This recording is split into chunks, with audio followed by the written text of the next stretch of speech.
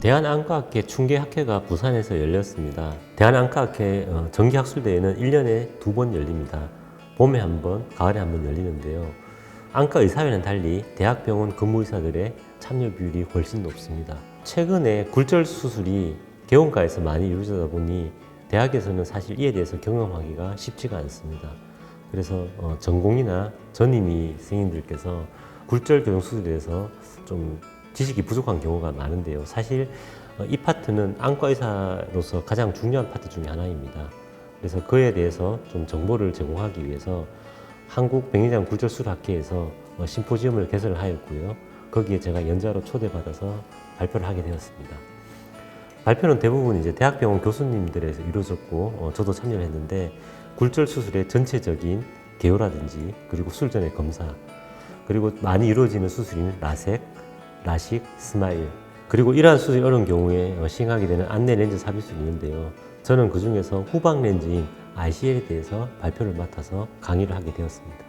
가장 중요한 적응증은 각막을 이용해서 굴절을 교정하는 수술이 불가능한 경우에 시행하고 있습니다. 라식이나 라섹, 스마일 같은 경우에는 각막을 깎아서 수술하게 되는데 굴절 값에 따라서 깎인 양이 달라집니다. 그런데 무한정 깎을 수 있는 건 아니고요. 남아있는 잔여 각막의 두께를 적어도 300마이크로미터 정도로 남겨두는 것이 안전합니다. 도수가 많이 높다든지 혹은 환자가 기존에 각막이 얇은 경우에는 많이 깎을 수가 없기 때문에 이러한 경우에는 안내렌즈 삽입을 하게 됩니다.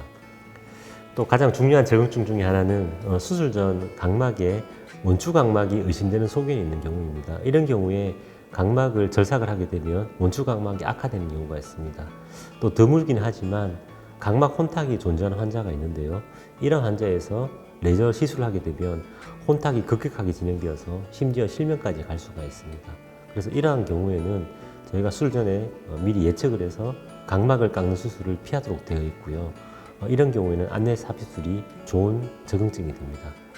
또 하나는 레이저를 이용한 각막 교정 수술에서 부정적인 선입견을 가지고 있는 분들이 있습니다. 자기 눈에 레이저를 맞는다는 것이 매우 두렵다, 공포감을 느낀다, 혹은 부작용이 걱정된다 이런 환자분들이 있는데요. 이런 경우에도 안내렌즈 삽입술을 추천드리고 있습니다. 장점과 단점이 있을 수가 있는데요. 먼저 장점에 대해서 말씀드리겠습니다. 장점은 교정할 수 있는 범위가 상당히 넓습니다. 라식과 라섹 같은 경우에는 한 10디옵터 이상은 교정이 불가능한데요. ICL 같은 경우에는 거의 한 20디옵터 가까이 교정할 수 있는 장점이 있습니다. 또 라식과 라섹은 각막을 깎는 수술이다 보니 일정한 시간이 지나게 되면 일종의 흉터 반응에 의해서 퇴행이라고 해서 다시 눈이 나빠지는 경우가 있는데요. ICL은 일단 삽입을 하게 되면 그 자리에 머물렀기 때문에 퇴행이 없다는 장점이 있습니다. 그리고 절개창의 크기가 매우 작기 때문에 안구건증의 유발이 적다는 장점이 있고요.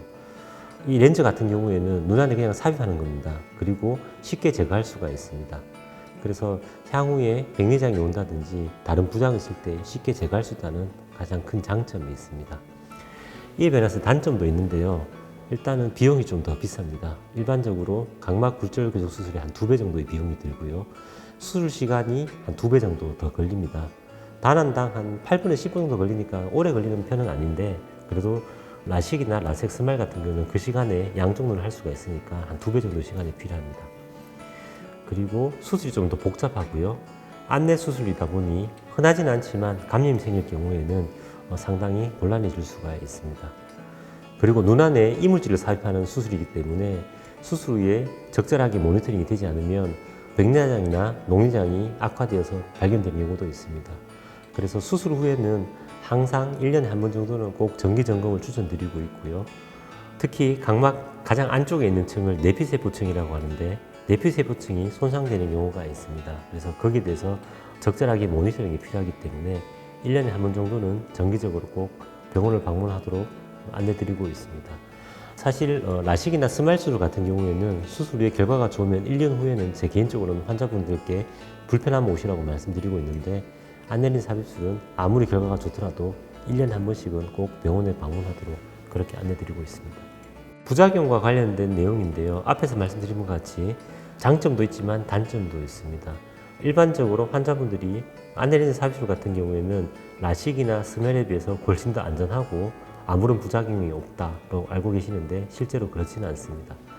그리고 한번 수술하면 영원히 지속된다고 오해하시는 분도 있는데 앞에서 말씀드린 것 같이 이것은 눈 안에 일종의 이물질 삽입이기 때문에 이에 대해서 적절하게 다른 부작용인지 모니터링이 필요하고요.